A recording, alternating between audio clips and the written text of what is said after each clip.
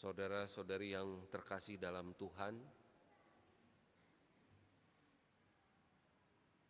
Ibu Teresa dari Kalkuta, sekarang menjadi Santa Teresa Kalkuta.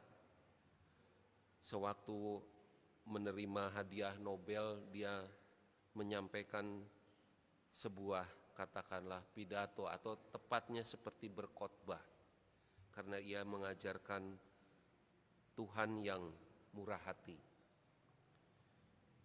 Dalam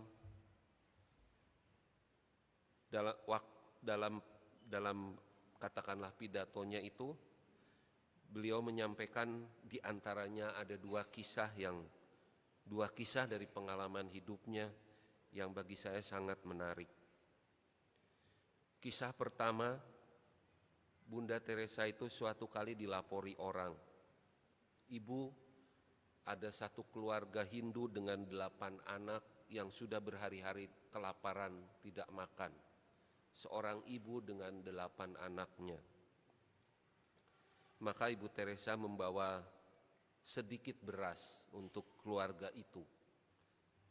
Ketika dia sampai ke tempat itu, dia segera memberikan berasnya kepada ibu dari 8 anak itu, ibu Hindu.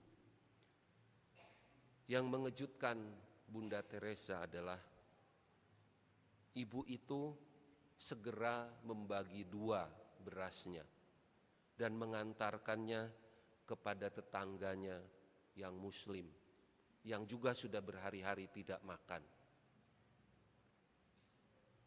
Itu kisah pertama. Kisah kedua, Ibu Teresa rumahnya juga kerap didatangi anak-anak. Pada suatu hari ada seorang anak yang tahu bahwa di rumah Ibu Teresa itu Ibu Teresa tidak punya gula. Lalu anak itu pulang ke rumahnya dan berkata kepada ibunya, "Ibu, beberapa hari ini saya tidak akan makan gula. Gulanya akan saya simpan dan akan saya berikan ke rumah Ibu Teresa." Saudara-saudari yang terkasih, kisah sederhana ini mungkin menyentuh kita.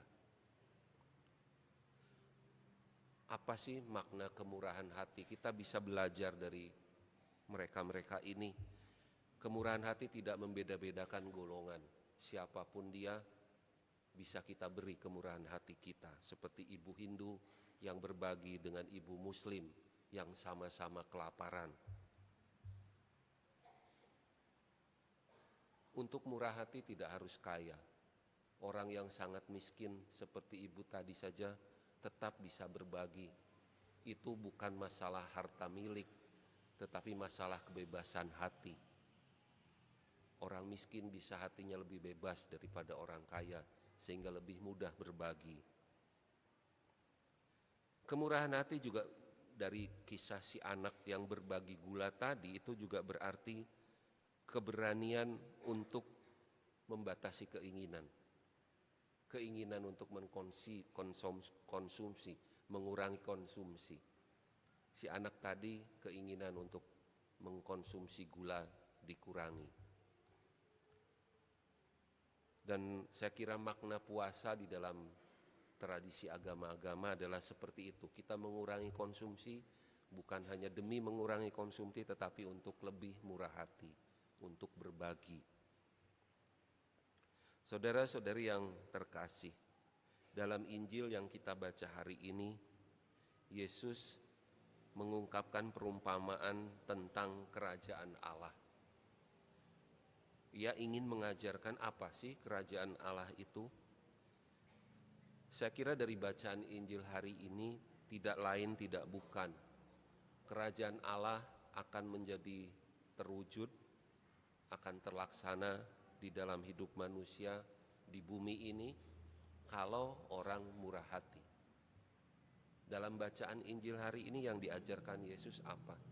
Kemurahan hati, berani berbagi, tidak pelit. Itu. Apa lawan kemurahan hati? Saya kira iri hati.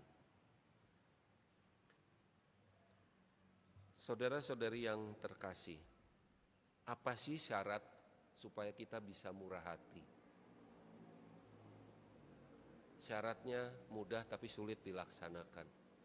Kita akan menjadi murah hati kalau kita berani melepas, bukan menggenggam seperti ini, tapi tangan yang melepas.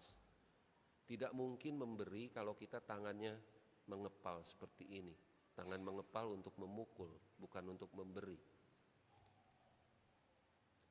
Suatu kali saya menghadiri upacara Katina di Wihara Mendut.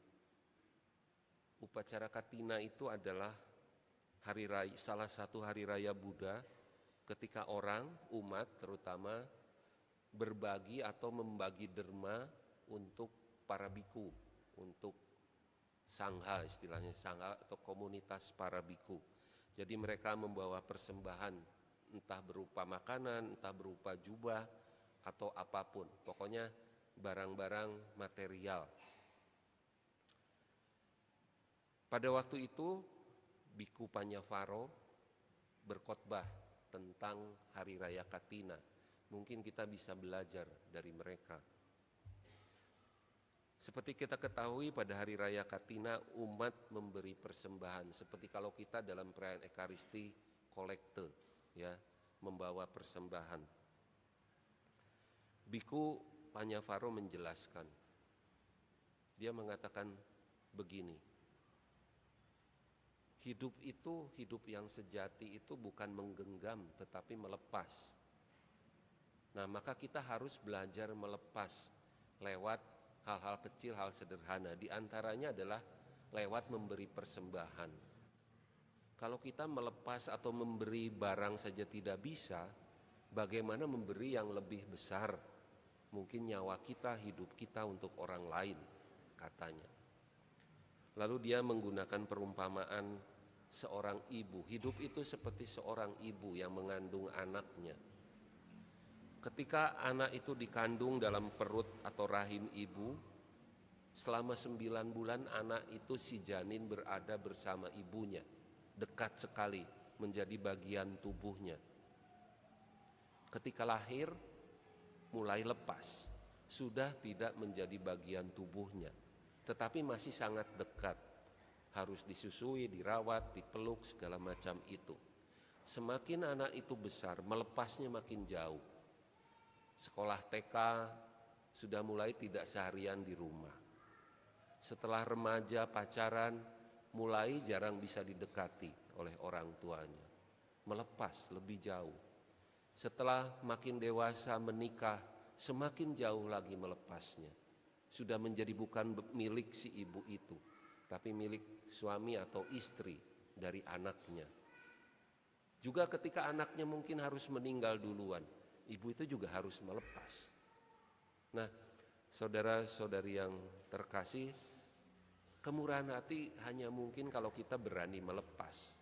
Melepas milik kita mulai dari yang sedikit, melepas mungkin bakat-bakat, kemampuan kita untuk pelayanan.